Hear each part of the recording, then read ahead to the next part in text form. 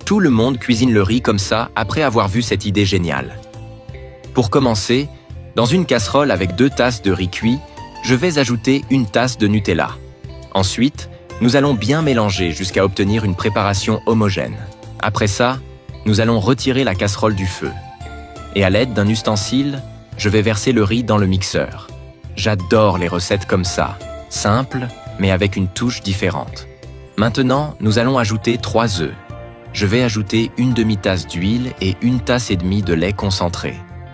Ensuite, je vais couvrir et laisser mixer pendant quelques minutes. J'adore ce moment, parce qu'on sent que la recette commence à prendre vie. Juste après, nous allons verser ce mélange dans un saladier. Maintenant, je vais ajouter 1 tasse de noix de coco râpée, 1 cuillère à soupe de levure chimique. Et nous allons bien mélanger jusqu'à ce que les ingrédients soient bien incorporés.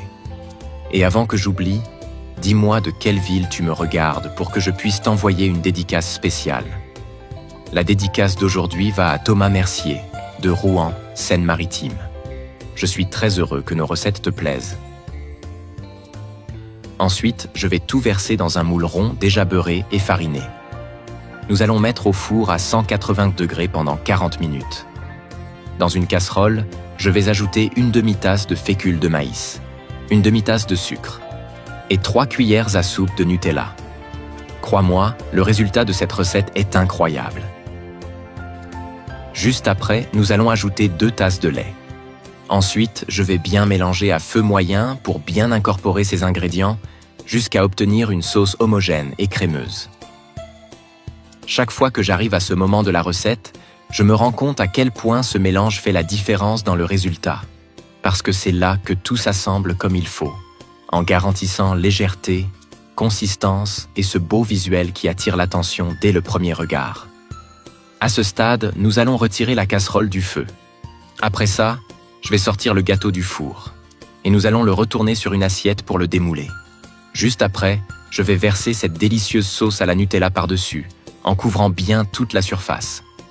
Si tu suis bien cette étape, il n'y a pas d'erreur possible. Tout va être parfait. Ensuite, nous allons couper une part et la mettre dans une assiette. Dès la première fois que j'ai goûté ce gâteau au riz et à la Nutella, j'ai su qu'il avait quelque chose de spécial.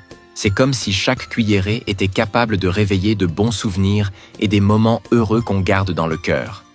Il est sucré juste comme il faut, crémeux d'une manière qui fond dans la bouche et il apporte en plus cette touche irrésistible de noix de coco râpée. Fais-le chez toi, toi aussi, et viens ensuite me dire ce que tu en as pensé.